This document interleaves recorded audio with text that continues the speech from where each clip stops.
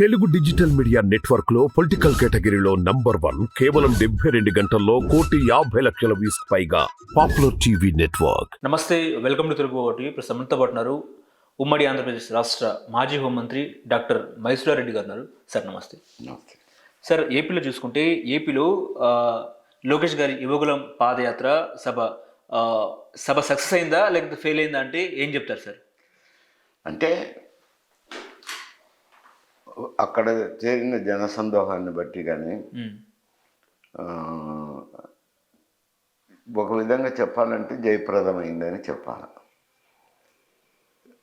ఈ జయప్రదాన్ని అది వాపును బలుపుగా తీసుకోకూడదు. పార్టీ వాళ్ళ ప్రచారం కానీ ఇతర కార్యక్రమాలు కానీ మిగతా కార్యక్రమాలు కానీ వైఎస్ఆర్సీపీకి ధీటుగా చేయాల్సిన అవసరం ఉంటుంది. ఒక్క సభతోనే మొత్తం రాజకీయ మార్పు జరుగుతుంది అనుకోవడం లేదు ఎవరు కూడా. దానికి అనుసంధానంగా మళ్ళీ కార్యక్రమాలు, వాళ్ళు చేపట్టే కార్యక్రమాలు, వాళ్ళు చేసే మేనిఫెస్టో, ఇతరత్ర ప్రభావాలు కూడా ఉంటాయి.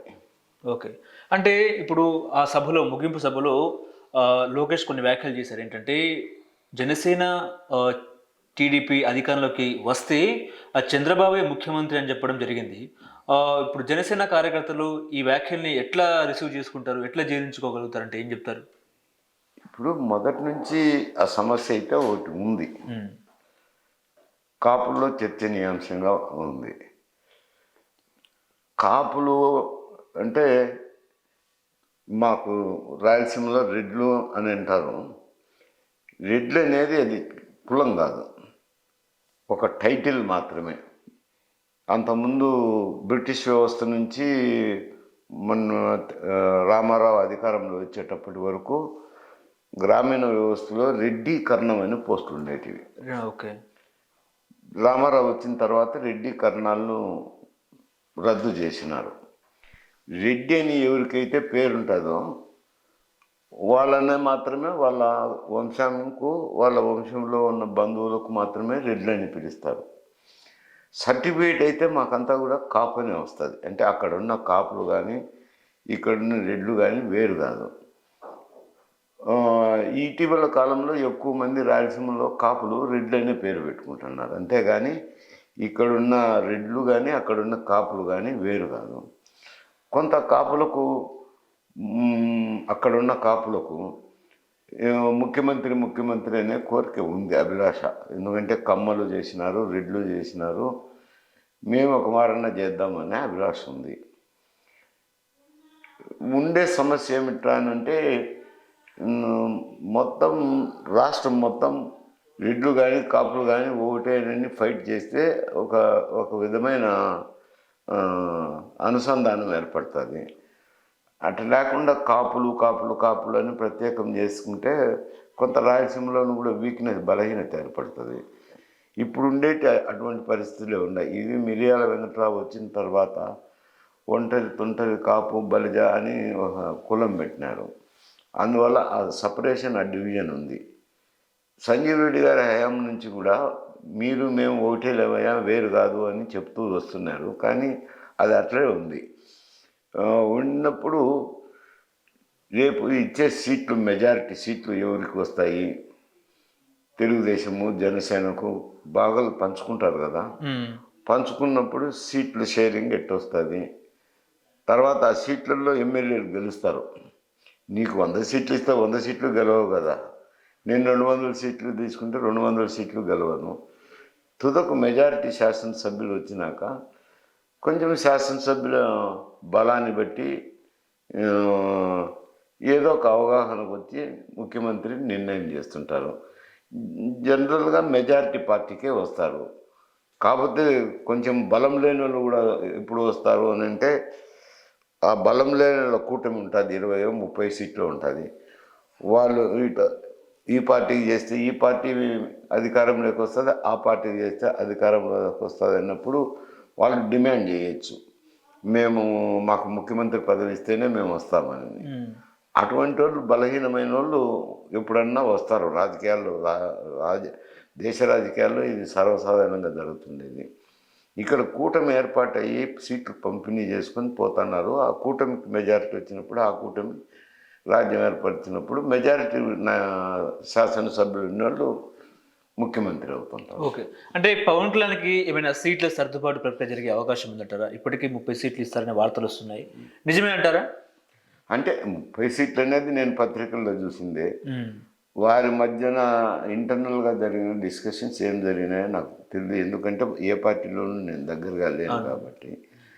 ఆ సీట్ల షేరింగ్ను బట్టి, సీట్లు వచ్చిన దాన్ని బట్టి నాయకుడు ఉంటారు. ఓకే. ఇప్పుడు కాపు ఉద్యమ నాయకులు ముద్రగడ పద్మనాభం గారు వైసీపీలో చేరుతారనే ప్రచారం జరుగుతుంది. ఒకవేళ అదే జరిగితే ఏపీలో ఎటువంటి పరిణామాలు మొదలయ్యే అవకాశం ఉందంటారు? అంటే ఆయన ముద్రగడ పద్మనాభం ఒక నాయకుడే, మాకు సీనియరే, గౌరవించాల్సిన వ్యక్తి. ఇప్పుడు ప్రజల్లో అయితే ఒక పోలరైజేషన్ జరిగింది. ఇది దాదాపుగా 1-2 సంవత్సరాలుగా నానుతున్న సమస్య. జనసేన తెలుగుదేశం కలుస్తారా ఒకటిగా లేదా అని ఒక మీమాంస కొన్ని రోజులు నడిచింది. తర్వాత చంద్రబాబు నాయుడు జైలుకు వెళ్ళిన తర్వాత పవన్ కళ్యాణ్, బాలకృష్ణ, లోకేష్ వీళ్ళందరూ కలిసి చంద్రబాబు నాయుడు గారిని కలవడము. బయటకు వచ్చిన తర్వాత జనసేననైతే పవన్ కళ్యాణ్ జనసేనకు తెలుగుదేశంకు పొత్తు ఉంటుంది, కలిసే పోటీ చేస్తాము అని చెప్పి ఓపెన్గానే చెప్పినారు. ఓపెన్గా చెప్పినప్పటి నుంచి ఒక పోలరైజేషన్ అయితే వచ్చింది. ఇప్పుడు ఇద్దరు నాయకులు పోటీ పెట్టినా దాని మీద పెద్ద ప్రభావం ఉంటుందని నేను అనుకోవటం లేదు. ఓకే. ఇప్పుడు టీడీపీ జనసేనతో బీజేపీ కలిసే అవకాశం ఉందని మీకు అనిపిస్తుందా ఆ పరిణామాలు? బీజేపీ ఏం స్టాండ్ తీసుకుంటుందో చెప్పలేము. ఎందుకంటే వాళ్ళ ఇంతవరకు అయితే కనుక జగన్మోహన్ రెడ్డి గారితో సత్సంబంధాలు కలిగి ఉన్నారు. ఓకే. వాళ్ళకు కూడా ఏదైనా క్రూషియల్ బిల్స్ వచ్చినప్పుడు వైఎస్ఆర్సీపీనే బీజేపీ ప్రభుత్వాన్ని సమర్థించుతుంది. తర్వాత తెలుగుదేశం పార్టీ కూడా వారి మద్దతును కోరుతున్నారు. కోరినప్పుడు ఏదో మాకు వచ్చిన సీట్లు మీకు ఇస్తాంలే అనే విధానంలో మాట్లాడుతున్నారు. తుదకు ఏమన్నా 2-3 మాకు ఎంపీలకు కూడా ఇవ్వాలని అడగచ్చు, తప్పేం లేదు. బీజేపీ కూడా అడగచ్చు. ఇటు వైఎస్ఆర్సీపీనైనా అటు తెలుగుదేశానైనా ఇద్దరిని ఎవరినైనా డిమాండ్ చేయొచ్చు, మాకు కూడా సీట్లు కొన్ని అలొకేట్ చేయాలని. అది పరిస్థితి వచ్చినప్పుడు ఈ ఓటింగ్ ప్యాటర్న్ ఎట్లుంటుంది అనేది ఒక విశ్లేషణ చేయాల్సిన అవసరం. ఓకే. విశ్లేషణ చేయాల్సినప్పుడు మైనారిటీ వర్గాలు ఉండేది రాయలసీమలోనే. ప్రకాశం జిల్లాలో గుంటూరు నుంచి ఒక డివిజన్ వచ్చి ప్రకాశం జిల్లా ఏర్పడింది కదా, అక్కడి నుంచి శ్రీకాకుళం వరకు తీసుకుంటే ఏదో 4-5 సీట్లలోనే మైనారిటీల ప్రభావం ఉంది.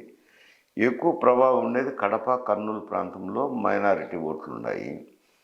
ఉండినప్పుడు ఈ 20-30 సీట్లు ఉండొచ్చు, మ్యాక్సిమం 30 లేదంటే 20 సీట్లు ఉండొచ్చు. అందులో బీజేపీతో సంబంధాలు పెట్టుకుంటే కొంత మైనారిటీలు వ్యతిరేకించవచ్చు. దాన్ని బేరీజ్ వేసుకొని వాళ్ళు కూడా అంచనాలు వేసుకొని ఏదో ఒక రీతికి రావచ్చు. అట్లా తెలుగుదేశంకు పార్షియల్ మద్దతు ప్రకటిస్తారా, ఇట్లా జగన్మోహన్ రెడ్డికి పార్షియల్ మద్దతు ప్రకటిస్తారా అనేది. పార్షియల్ మద్దతు అని అంటే మేము ఎన్నికల్లో ఏదో పోటీ చేస్తాం, మీ సహాయ సహకారాలు అందించండి, వచ్చిన తర్వాత మేము మీకు మద్దతు పలుకుతామనేది ఒకటి ప్రతిపాదన. కాకపోతే ఇటీవల కాలంలో కొంత డిమాండ్ ఉంది, మాకు 2-3 బీజేపీ వాళ్ళకు క్యాండిడేట్లకు టికెట్లు ఇవ్వండి అని. అవి ఇచ్చినప్పుడు ఒక మారైతే బీజేపీతో అలయన్స్లో ఉండి తెలుగుదేశం గెలిచింది ఆంధ్రప్రదేశ్లో. మొత్తం ఉమ్మడి ఆంధ్రప్రదేశ్ ఉన్నప్పుడు బీజేపీతో పొత్తుతో పోయినా కానీ గెలిచింది. అది అంత కొంత బేరేజ్ వేసుకొని చూసుకుంటున్నారు. ఓకే. ఇవాళ చంద్రబాబు నాయుడుతో ప్రశాంత్ కిషోర్ కలవడం జరిగింది. ఏం సార్, అంటే స్ట్రాటజిస్ట్గా టీడీపీకి ప్రశాంత్ కిషోర్ పనిచేసే అవకాశం ఉందంటారా? 2019 ఎన్నికల్లో జగన్మోహన్ రెడ్డికి పీకే పనిచేస్తారు. ఇప్పుడు చంద్రబాబు నాయుడుకి పనిచేసే అవకాశం ఉంటే చంద్రబాబు నాయుడు గెలిచే అవకాశం ఉందంటారా? అంటే ప్రశాంత్ కిషోర్ వ్యూహకర్తగా మెలిగినంత మాత్రాన పార్టీ గెలుస్తుందని నేను అనుకోవటం లేదు. ఓకే. ఎందుకంటే వాళ్ళకు ఒక సర్వే టీం ఉంటుంది.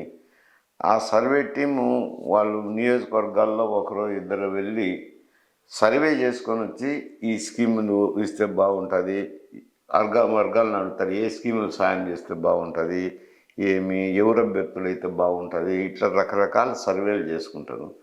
సర్వేలు చేసుకొని ఒక రిపోర్ట్ ఇవ్వగలుగుతారు. ఇటువంటి స్కీములు పెడితే బాగుంటుంది, ఈ అభ్యర్థులను పెంచుకుంటే బాగుంటుంది అని సలహాలు చెప్తారు.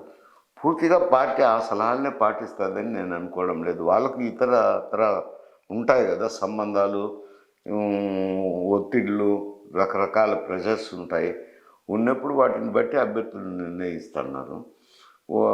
ఒక విధంగా చెప్పాలంటే అప్పుడు ప్రశాంత్ కిషోర్ జగన్మోహన్ రెడ్డి గారికి సలహాలు ఇచ్చేటప్పుడు ఆయన ఒక స్లోగన్ అయితే ముందుకు తీసుకోగలిగారు. ఏమిటంటే ఒక్క వారం నన్ను చూడండి, ఒక్క వారం నన్ను చూడండి, ఒక ఛాన్స్ ఇవ్వండి అంటూ ఒక స్లోగన్ తీసుకెళ్ళి అది బాగానే పనిచేసింది జనంలో. చూద్దాం, ఈయనకు ఒక మారు ఓట్లేసి చూద్దాం ఏం చేస్తాడో చూద్దామని చేసినారు. ఇప్పుడు అటువంటి పరిస్థితులు లేవు. జనసేన తెలుగుదేశం పొత్తు పెట్టుకుంటే కొంచెం వైఎస్ఆర్సీపీకి ఇబ్బందికర పరిస్థితి ఉంది. అవి ఎవరిని అడిగినా ఎక్కడ అడిగినా కానీ అదే పరిస్థితి కనపడుతుంది. ఆ మేరకు కొద్ది సలహాలు ఇవ్వచ్చు. ఆ సలహాలు కోడ్రీకరించి రూపొందించినప్పుడు కొంత పార్టీలో ఒక నిర్ణయం తీసుకునే దానికి అది ఉపయోగపడుతుంది.